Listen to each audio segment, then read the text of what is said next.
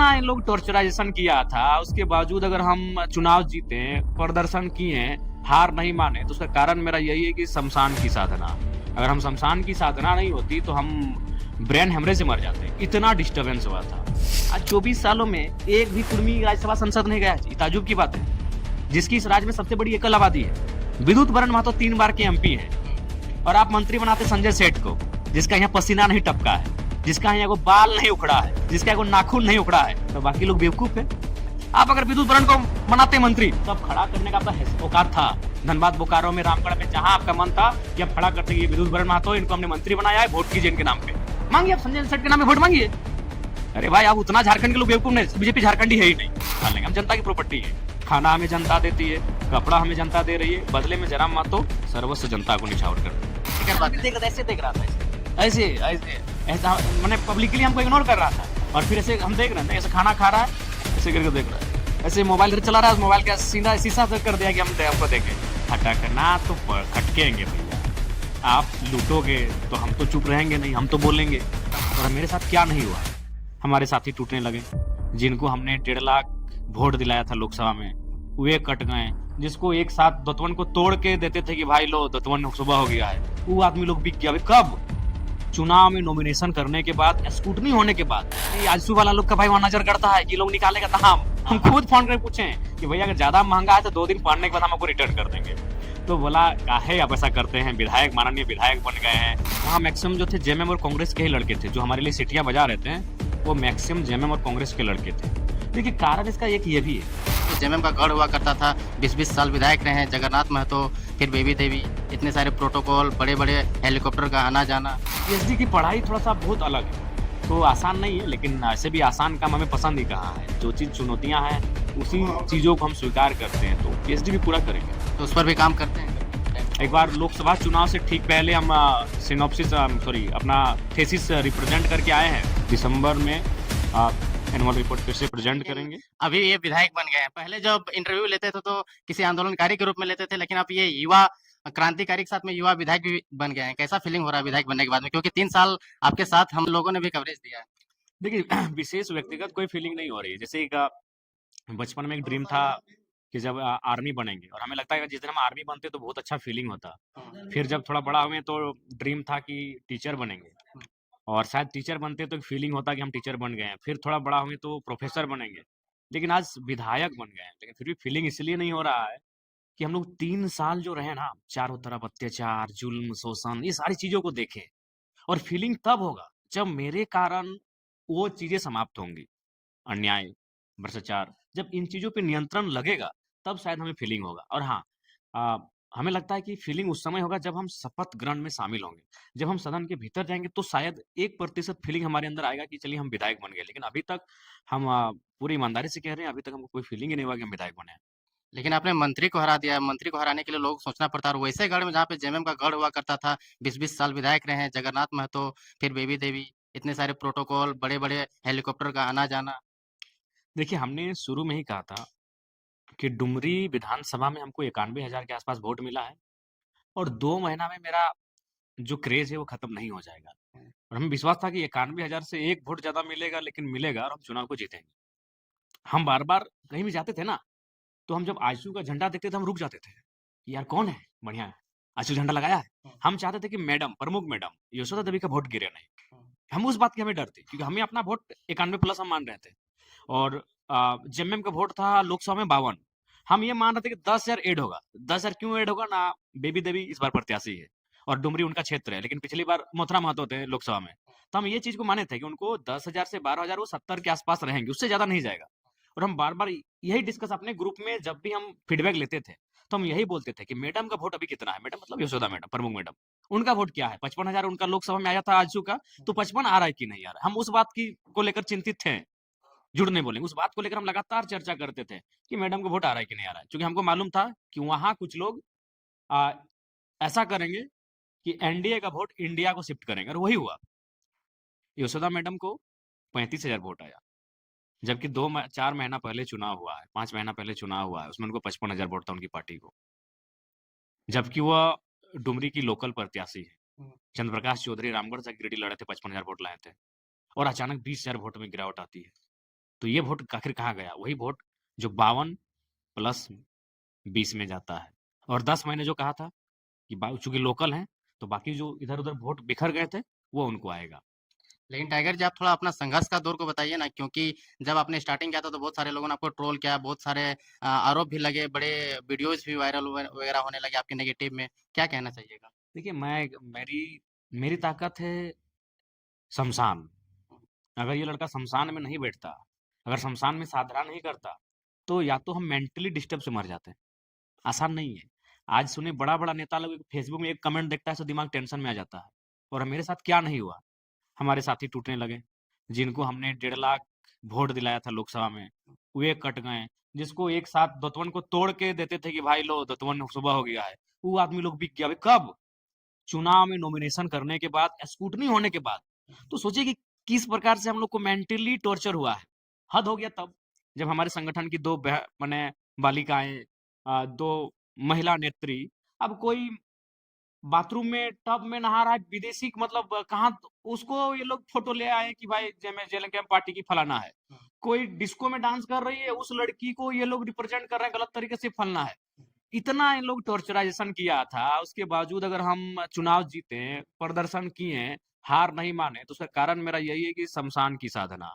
अगर हम शमशान की साधना नहीं होती तो हम ब्रेन हेमरेज से मर जाते। इतना डिस्टरबेंस हुआ था, क्या नहीं हुआ। मुद्दा खासकर जिन सीटों पे हम चुनाव लड़ रहे थे, वहां तो इंडिया और एनडीए में लड़ाई थी ही नहीं। इंडिया एनडीए एक थी और टारगेट जेल कैंप।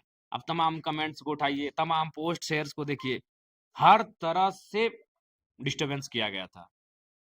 एक साथी तो लाइव आते थे गला फाड़ फाड़ के, एक को तो मैंने गला गाली देने के लिए टिकट मिल गया। अच्छा। हाँ, एक प्रत्याशी जो हमारे धनबाद, आपके क्षेत्र से? हाँ हमारे क्षेत्र से, उनको केवल जयराम महतो को रोज 5 गो यूट्यूबर को बुला के गाली देने के लिए टिकट मिल गया। तो उन चीजों को हमने सहा। और मेरी एक ताकत शमशान की साधना और दूसरी पीएचडी का स्कॉलर। क्योंकि जब भी कोई पीएचडी में आता है ना, तो एक तरह से साधक हो जाता है। पीएचडी का मतलब ये होता है क्वारंटाइन, अपनी एक अलग दुनिया, दर्शन शास्त्र, दुनिया से अलग, थोड़ा सा मोह माया से उठ जाना। जब पीएचडी का कोई भी स्टूडेंट बनता है रियलिटी में, तो उसके साथ ये चीजें होती हैं, वो बहुत दूर चला जाता है बाकी चीजों से। तो वो चीजें मेरे साथ रही, मुझे स्ट्रांग बना के रखी, और मेंटली काफी मैं प्रिपेयर्ड रहा, मेंटली मैं काफी तैयार रहा। तो यही प्रमुख कारण रहा। और संघर्ष की अगर बात कीजिएगा तो आज पता नहीं, मैं अपनी बड़ाई नहीं करूंगा, लेकिन मैंने वहां से मैं यहाँ आया हूँ जहां से 21वीं सदी में तो कोई लड़का यहाँ तक नहीं आता। आया होगा, बहुत सारे गरीब से गरीब लड़के विधायक बने हैं, लेकिन वो दौर 1990 का था, वो दौर 1980 का था, वो दौर 1970 का था। 21वीं सदी में 2020 के बाद जब दुनिया पूरी हाईटेक हो गई है, उस दौर में एक लड़का उस साधारण पृष्ठभूमि से आया, मुझे लगता है कि ये आसान काम नहीं है। आप पीएचडी कर रहे हैं, पीएचडी करना कोई मजाक का बात नहीं होता। आप विधायक भी बन गए हैं, हमेशा आंदोलन भी कर रहे हैं, तो पीएचडी का आप पढ़ाई कैसे कर पाएंगे? अब तो आप विधायक बन गए हैं, क्योंकि आपके ऊपर में लाखों डुमरी विधानसभा की तमाम जनता का नजर आपके ऊपर में है। आपको ख्याल देखिए, भी रखना है। आस बिल्कुल चूंकि पीएचडी की पढ़ाई थोड़ा सा बहुत अलग है। उसमें जो आप थीसिस प्रेजेंट करते हैं, उसमें आप 10% ही कॉपी कर सकते हैं। यानी आपने जो लाइन लिखा है, वो लाइन कहीं से कॉपीड नहीं होना चाहिए। वो सारी की सारी आपके आपके थॉट प्रोसेस से आनी चाहिए। तो मतलब साफ शब्दों में वो एक एक शब्द जो आप लिखेंगे, वो आपके शब्द होने चाहिए। 10% से ज्यादा आप कॉपी नहीं कर सकते हैं। यानी एक तरह से कह सकते हैं आप एक उपन्यास लिख रहे हैं, तो आसान नहीं उपन्यास एक लिख पाना। आज हम लोग एक फेसबुक में पोस्ट लिखते हैं तो किसी का कॉपी करके ले आते हैं। 4 लाइन हम लिखते हैं तो किसी को कॉपी करके ले आते हैं। और आपको यहाँ एक उपन्यास के बराबर आपको थीसिस लिखना है, जो पूरी तरह से मूल आपके दिमाग का सृजन हो। तो आसान नहीं है, लेकिन ऐसे भी आसान काम हमें पसंद ही कहाँ है। जो चीज़ चुनौतियाँ हैं, उसी चीज़ों को हम स्वीकार करते हैं, तो पीएचडी भी पूरा करेंगे। तो उस पर भी काम करते हैं, कभी-कभी टाइम मिलता है? हाँ, काम तो हमको लगता है कि इसी आंदोलन के दौरान ही हम एक बार लोकसभा चुनाव से ठीक पहले हम सिनॉप्सिस सॉरी अपना थीसिस रिप्रेजेंट करके आए हैं। और अभी मैडम ने हमको सितंबर में समय भी दिया था, लेकिन लोग चुनाव सर पे था, तो वो पोस्टपोन हमने कर किया है। अब हमें लगता है कि दिसंबर में एनुअल रिपोर्ट फिर से प्रेजेंट करेंगे। कुछ चीज़ों में काम बाकी है, उसको लेकर एक दिन यूनिवर्सिटी का चक्कर काटना है। जी। ओथ सेरेमनी में जब आप सीएम के पहुँचे तो वहाँ पे यही ड्रेस था आपका, बहुत सारे लोग coat, blazer, tie, coat pant वगैरह मार के जाते हैं, ये फ़ॉर्मेलिटी आप दिखाएँ? देखिए, ये ड्रेस भी मेरा नहीं है। ये ड्रेस हो सकता है, इस ड्रेस को लेकर भी अब कुछ दिन बाद लोग इसका गूगल में दाम निकालने लगे। एडिडास। अब जो भी है, ये ड्रेस मेरा नहीं है। ये ड्रेस हम घर से पहन के गए थे, काला रंग का जैकेट जो मेरी गाड़ी में होगा। हुँ। तो जब हम रांची गए, तो सबने कहा कि नहीं इस सब काम में ब्लैक नहीं चलता है। हमारे जो साथी हैं, बोला कि नहीं आप बढ़िया काम में जा रहे हैं, तो काला रंग ठीक नहीं है। तो हम बोले ठीक है, तो फिर हमारे एक साथी रांची के हैं, सक्षम है, वो गए, बगल में ही रांची में एक दुकान है कपड़े की, हुँ, हुँ। वहाँ से ये जैकेट हमको लाके दिए। हम उनको पूछेगा गाड़ी में हम आने के बाद पूछे कि बताइए इसका दाम क्या है? क्या कि खासकर ये आजसू वाला लोग का भाई वहाँ नज़र गड़ता है, ये लोग निकालेगा दाम। हम हाँ। खुद फ़ोन करके पूछे कि भैया अगर ज़्यादा महँगा है तो 2 दिन पहनने के बाद हम आपको रिटर्न कर देंगे। तो बोला काहे आप ऐसा करते हैं? माननीय विधायक बन गए हैं। हम बोले नहीं, हम साधारण पृष्ठभूमि का बेटा है, तो हमको महँगी चीज़ बिल्कुल भी पसंद नहीं है, आप दाम बताइए। विश्वास कीजिए अभी तक दाम नहीं बताया है। ठीक ये है, प्राइस। जैकेट कितना में खरीदा गया है, हमको अभी तक दाम नहीं बताया। उनको हम फ़ोन करवाएँ, दिवेश को पूछे उसके मोबाइल से फ़ोन करवाएँ कि अरे पूछो भैया को कि जैकेट का दाम कितना लिया है? अगर ज़्यादा महँगा है तो 2 दिन पहनने के बाद चूँकि भाई उन्होंने दिया है मान-सम्मान से, हम उनको वापस कर देंगे। लेकिन अभी तक उन्होंने दाम नहीं बताया है। तो देखिए जैकेट रहे, टी-शर्ट रहे, अभी अब क्या है कि हम लोग जनता की प्रॉपर्टी बन चुके हैं। अभी देखिए आपके पास हम आए, फ़ोन किए मुखिया जी को कि दूध गरम करके रखिएगा, गाड़ी में ओट से गरम करके खा लेंगे। हम जनता की प्रॉपर्टी है। खाना हमें जनता देती है, कपड़ा हमें जनता दे रही है, बदले में जयराम महतो सर्वस्व जनता को निछावर कर देगा। टाइगर जयराम महतो धनबाद होकर हम आंदोलन करते तो यहाँ तो क्रेज़ दिखता ही, लेकिन कल जैसे ही ओथ सेरेमनी में पहुँचे तो वहाँ इंडिया गठबंधन का मंच था, वहाँ पे इंडिया गठबंधन के तमाम बड़े-बड़े नेता थे, लेकिन वहाँ भी सीटी बज रहा था, वहाँ भी ताली बज रहा था, वहाँ भी लोग सेल्फी लेने के लिए उमड़ रहे थे। देखिए हाँ, वहाँ मैक्सिमम जो थे जेएमएम और कांग्रेस के ही लड़के थे, जो हमारे लिए सीटियाँ बजा रहे थे, वो मैक्सिमम जेएमएम और कांग्रेस के लड़के थे। देखिए कारण इसका एक ये भी है कि वो भी जानते हैं कि भले आज वो जेएमएम का जिंदाबाद का नारा लगाए, लेकिन उनको मालूम है कि हेमंत सोरेन के बाद, कल्पना सोरेन के बाद उनका बेटा ही उस जगह पे काबिज होगा। उनको मालूम है कि कोई बड़ा कॉर्पोरेट का बेटा ही कांग्रेस का अगला बार विधायक बनेगा। लेकिन वो जयराम महतो को देखकर अपने आप को देख रहे थे। ठीक है, भले हम उसकी पार्टी से अलग हैं, लेकिन दिल में जयराम महतो है। वो जयराम महतो को नहीं देख रहे थे। वो देख रहे थे कि वो जयराम महतो नहीं, मेरा भाई है। वो गरीब का बेटा वहाँ तक पहुँचा है। एक साधारण लड़का वहाँ पहुँचा है। तो वे लोग नीचे जो सीटियाँ बजा रहे थे, वो अपने आप को जयराम महतो में पा रहे थे। हेमंत सोरेन अपने आप को नहीं पा रहे थे। चूँकि हेमंत सोरेन गुरुजी का बेटा है। और इतना ही मैं आपको आज फिर कह रहा हूँ, हेमंत सोरेन के बाद मुख्यमंत्री की दावेदारी कल्पना सोरेन की होगी, क्योंकि वो हेमंत सोरेन की पत्नी है। उसके बाद उनका बेटा बड़ा होगा, तो वो दावेदारी करेगा। तो ये वो जानते हैं, वो लड़के जो जेएमएम और कांग्रेस के भी थे, वो जान रहे थे कि जयराम महतो नहीं खड़ा है, वो मेरा भाई खड़ा है। आज जयराम महतो खड़ा है, कल को मेरा भाई उस जगह पे खड़ा हो सकता है। इसलिए वो तालियाँ बजा रहे थे। बहुत सारे पॉलिटिकल लोगों की आँखों में अब आज आजकल पूरा खटकने लगे हैं, बहुत सारे लोग आपको खुल के तो टिप्पणी नहीं कर हम भी पाते हैं। ऐसे देख रहा था ऐसे। ऐसे ऐसे ऐसा मैंने पब्लिकली हमको इग्नोर कर रहा था और फिर ऐसे हम देख रहे थे, ऐसे खाना खा रहा है, ऐसे करके देख रहा है। ऐसे मोबाइल इधर चला रहा है, मोबाइल का सीधा शीशा से कर दिया कि हमको देखे। तो ये तो हो रहा था। देखिए खटकना तो खटकेंगे भैया।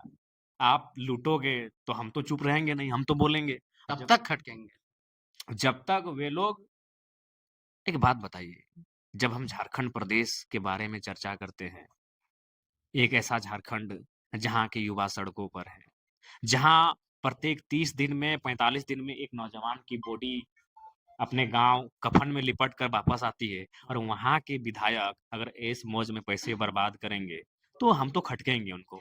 जिस दिन वो इस राज्य के युवाओं के बारे में सोचेंगे, जिस दिन वो गरीब छात्र किसानों के बारे में सोचेंगे, उस दिन हम उनको नहीं खटकेंगे।